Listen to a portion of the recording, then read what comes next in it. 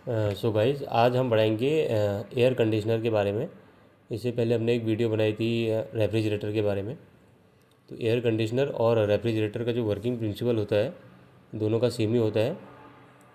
अब ये दोनों क्या करता है, एयर कंडीशनर को देखें तो इस केस में ये एक बड़े एरिया से हीट को निकालता है बाहर, और रेफ्रिजरेटर एक बहुत छोटे एरिया से निकालता है।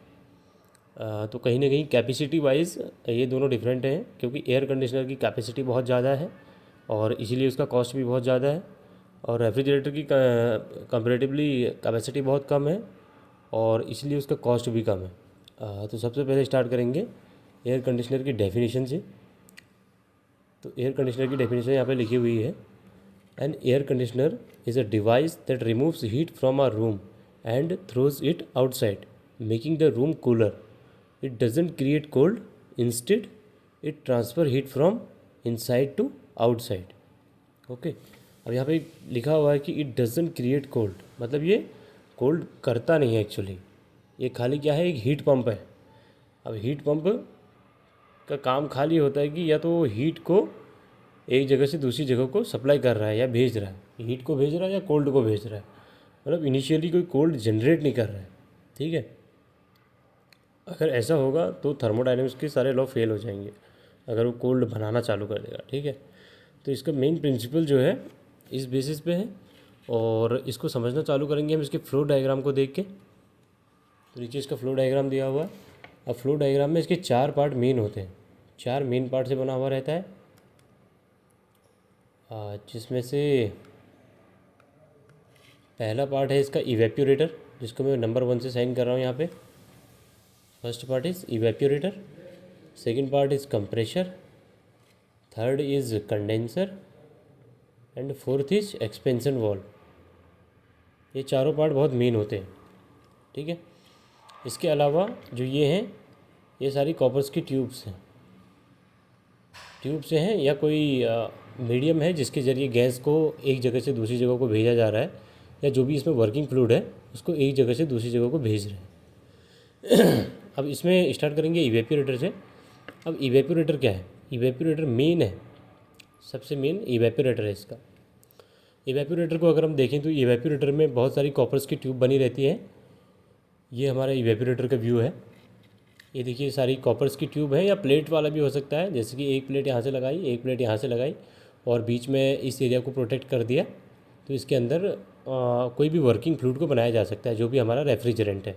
ठीक है, अब ये तो सारी इसकी मैकेनिज़्म है, लेकिन इसमें मेन होता है वर्किंग सब्सटेंस। वर्किंग सब्सटेंस कह दो या वर्किंग फ्लूइड कह दो।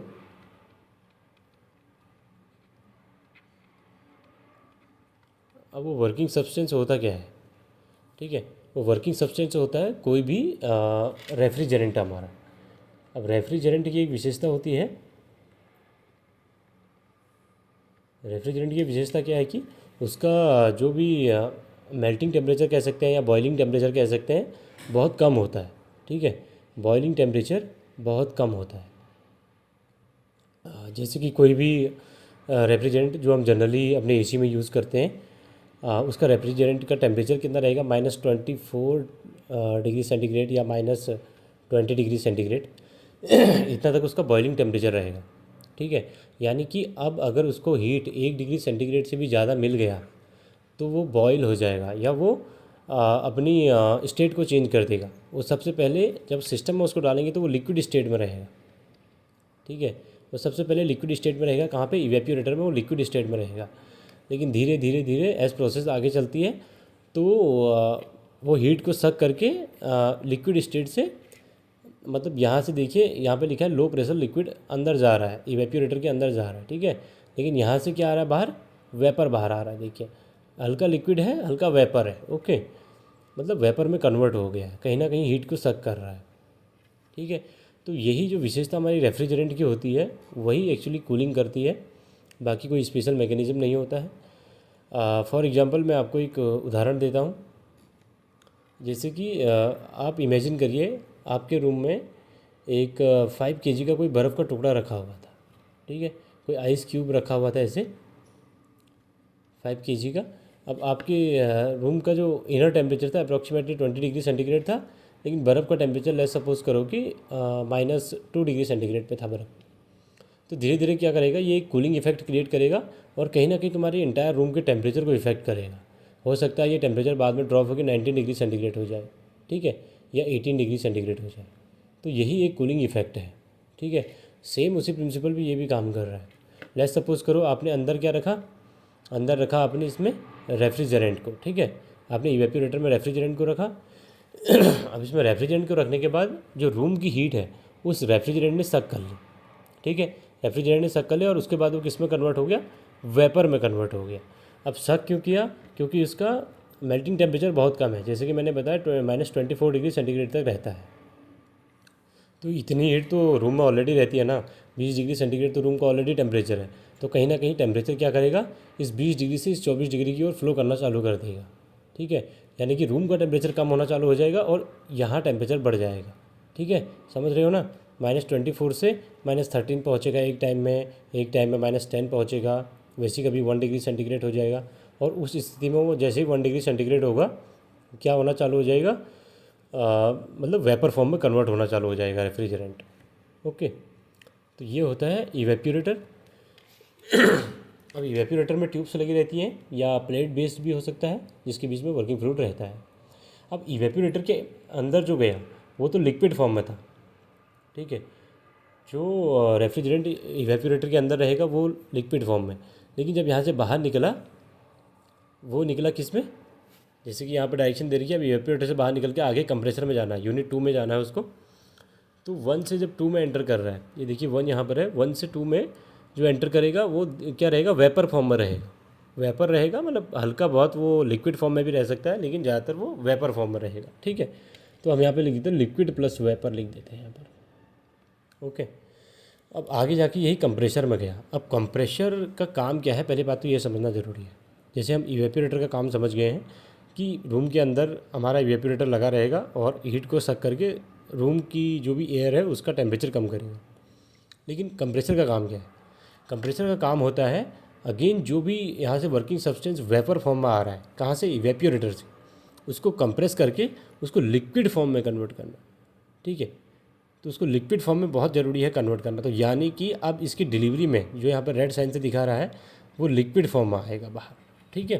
तो कंप्रेसर ने क्या किया, बेसिकली जो भी वेपर फॉर्म में, लेट्स सपोज करो हमारा इवेपोरेटर 5 m³ पर सेकंड वेपर को रिलीज़ कर रहा है कंप्रेसर को, तो कंप्रेसर क्या करेगा, इस 5 m³ पर सेकंड को रिड्यूस करके 1 m³ पर सेकंड कर देगा, ठीक है। मतलब उसका वॉल्यूम सीधे सीधे वर्किंग सब्सटेंस का कम करके उसको आगे भेजेगा। अब वॉल्यूम कम होगा तो क्या होगा, वेपर लिक्विड में कन्वर्ट हो जाएगा, ठीक है। अब ये लिक्विड बनाना ज़रूरी क्यों है सिस्टम में? कंप्रेसर का एक काम तो है कि वेपर को लिक्विड में कन्वर्ट करे, लेकिन ये इम्पोर्टेंट क्यों है, इसको समझना बहुत ज़रूरी है। क्योंकि अगर इस वर्किंग सब्सटेंस को जो इवेपोरेटर से वेपर फॉर्म में निकल रहा था उसको डायरेक्ट हम कंडेंसर में भेज दें, ठीक है। अब कंडेंसर का काम क्या है, ठंडा करना, सीधे सीधे हीट को बाहर निकालना है।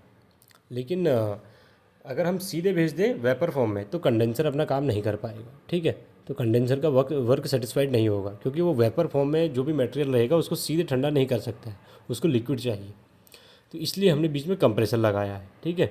और दूसरा काम कंप्रेसर का क्या है कि पूरे सिस्टम में वर्किंग फ्लूइड को फ्लो करवाना है, ठीक है।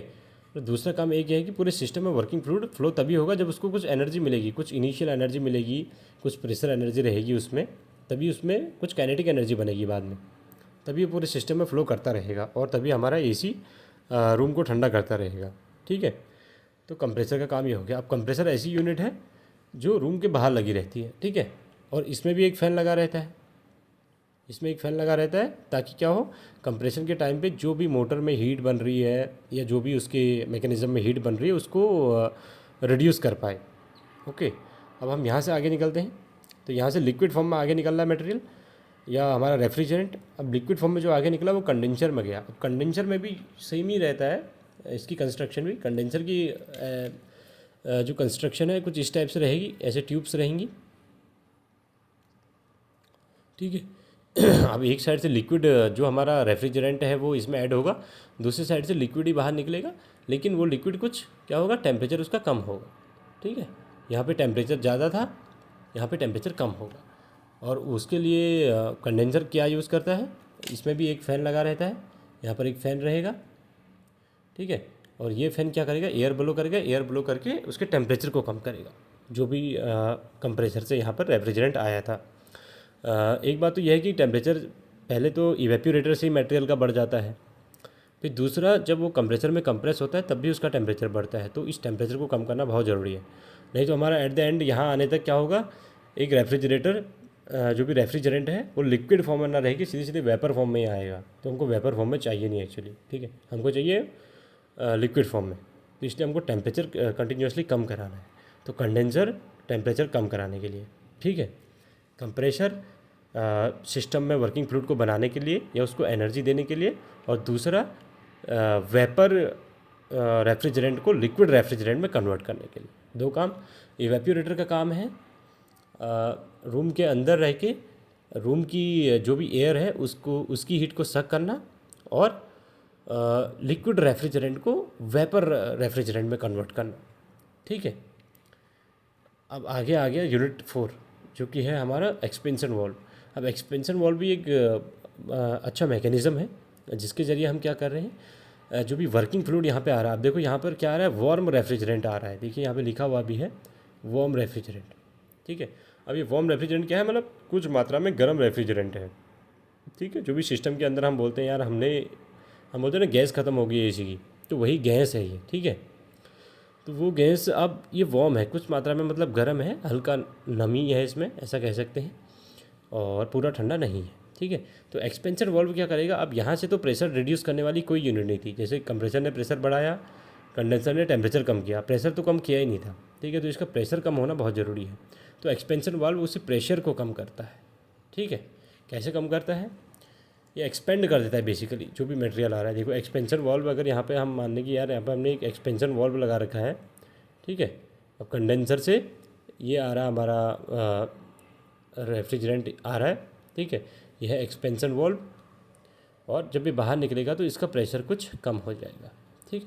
प्रेशर कम होने का यहाँ पे रीज़न ये है कि इसका मैकेनिज्म कुछ इस टाइप से रहता है कि ये बहुत छोटी छोटी बूंदों के रूप में उस रेफ्रिजरेंट को बाहर निकालता है यहाँ से, और दूसरा ये है कि एक्सपेंशन वाल्व से निकलने के बाद टेम्परेचर भी कम होता है, ठीक है, यानी कि कोल्ड रेफ्रिजरेंट बन गया। देखिए अब यहाँ पे पहले वार्म रेफ्रिजरेंट था, कुछ मात्रा में गर्म था जो भी पदार्थ था उसके अंदर, अब वो कोल्ड एकदम ठंडा हो गया। अब इसका प्रिंसिपल क्या है ये भी हम आपको समझाएंगे। तो यहाँ पे देखिए लेट्स सपोज करो आपके पास गैस थी 5 m3, कोई गैस थी, मान लो कि LPG गैस थी, ठीक है, 5 m3 गैस थी, जब तुमने उसको मुक्त अवस्था में रखा था, किसी बर्तन में रखा था, ठीक है। अब तुमने उसको सिलेंडर में कंप्रेस कर दिया, एक सिलेंडर है, इस सिलेंडर में तुमने उसको कंप्रेस करके रखा, जैसे कि हमारे घरों में रखते हैं, ठीक है। तो यही 5 m3 की गैस 1 m3 का आयतन ले सकती है, मतलब कंप्रेसिबल है, इतना कंप्रेस कर सकते हो कि 1 m3 में आ जाए। तो इस फिनोमिना में क्या होता है कि हमारा टेम्परेचर बढ़ता है, मतलब इस वर्किंग सब्सटेंस का टेम्परेचर बढ़ जाएगा क्योंकि हमने कंप्रेस करके रखा है पूरा, ठीक है। अब ये जो एक्सपेंशन वाल्व है ये ठीक उल्टा कर रहा है, ये जो कम वॉल्यूम वाली चीज़ें हैं उनको ज़्यादा वॉल्यूम में कन्वर्ट कर रहा है, ठीक है। तो ठीक उल्टा होगा, जैसे यहाँ पे टेम्परेचर बढ़ा था यहाँ पे टेम्परेचर कम हो जाएगा, ठीक है। तो इसलिए टेम्परेचर भी कम हो गया, प्रेशर और टेम्परेचर दोनों कम हो गए, ठीक है। अब जैसे कि हमारा रिक्वायरमेंट था इवेपोरेटर को चाहिए था कोई कोल्ड रेफ्रिजरेंट, यानी कि पहली बात तो वो एक लिक्विड फॉर्म में रहे, दूसरा ठंडा रहे, ताकि वो किस में रहे, एक लिक्विड फॉर्म में, ठीक है। इसको लिक्विड फॉर्म में चाहिए, इसको वेपर फॉर्म में चाहिए कंप्रेसर को, इसको चाहिए इसको भी लिक्विड फॉर्म में चाहिए, तभी ये ठंडा कर पाएगा कंडेंसर। और एक्सपेंशन वाल्व तक जो मटेरियल आ रहा है वो आ रहा है एक वार्म रेफ्रिजरेंट, ठीक है। तो इतना तो प्रोसेस हो गया। अब थोड़ा इसको आगे की ओर एक्सप्लेन करेंगे। अब देखिए कंप्रेसर यहाँ पर दिया हुआ है, कंप्रेसर में क्या क्या रहता है, बेसिकली एक मोटर रहती है, और अब ये पंप वगैरह तो उसने डिज़ाइन किया होगा, जैसे कि हम एक इंजन में डिज़ाइन करते हैं, सबसे पहले हमारा पिस्टन रेसिप्रोकेट करता है, उसके बाद क्रैंकशाफ्ट रोटेट होता है, तो उसी का एक मैकेनिज्म टाइप को बना के दिया हुआ है ये चीज़, ठीक है, आप इसको पढ़ सकते हो। और ये फिजिकली अगर हमको समझना हो तो ये इवेपोरेटर है जो हमारे रूम के अंदर रहता है, इवेपोरेटर, ठीक है। ये रूम के अंदर रह के सक करेगा, हीट को सक करेगा। और ये वाला कंप्रेसर है, कंप्रेसर रूम के बाहर रहता है, और इसका काम मैं तुमको समझा चुका हूँ पहले। और तीसरी यूनिट है, ये देखिए यहाँ पे कंप्रेसर में कभी कभार डस्ट जम जाती है, तो ये डस्ट को क्लियर कर रहा है ताकि कंप्रेसर का फ़ैन क्लियरली एयर को ब्लो कर पाए। किस पे? कंप्रेसर की ट्यूब्स पे, जो भी जहाँ पर वर्किंग सब्सटेंस रहता है। ठीक है, तो ये क्लियर कर रहा है। देखिए वाटर का एक जेट मारा हुआ है इसने इस पर, और आउटर सरफेस को क्लियर कर रहा है कंप्रेसर की। घरों में रिमोट के द्वारा कंट्रोल करने के लिए हम सीधे इवेपोरेटर में टेम्परेचर को कम या ज़्यादा करते हैं। ठीक है, और यहाँ पे एक स्ट्रक्चर भी दे रखा है, जैसे कि फ़ैन कहाँ पे लगा हुआ है। ये कंप्रेसर हमारे घर के बाहर लगा हुआ है, देखिए ये हाउस है हमारा, और यहाँ पे इसको हम इवेपोरेटर बोल सकते हैं। ये इवेपोरेटर घर के अंदर लगा हुआ है। ठीक है, अब आपको फिजिकली देखने में इतना नहीं लगेगा, क्योंकि यहाँ से जो पाइप का जॉइंट रहता है, मे बी पाइप का जॉइंट यहाँ से हुआ है या यहाँ से कहीं से पाइप का जॉइंट हुआ है, तो घरों में आपको वैसे दिखाई नहीं देगा। लेकिन ये जो ऊपर डायग्राम दिया हुआ है, इसके अकॉर्डिंग ये सारी चीज़ें आपस में जुड़ी भी रहती हैं। ठीक है, so guys thank you so much. आशा करता हूँ आपको बहुत कुछ समझ में आया होगा इस वीडियो से, और जो भी कन्फ्यूजन रहेगा वो एक बार कमेंट बॉक्स में टाइप करके लिखिएगा। So thank you so much.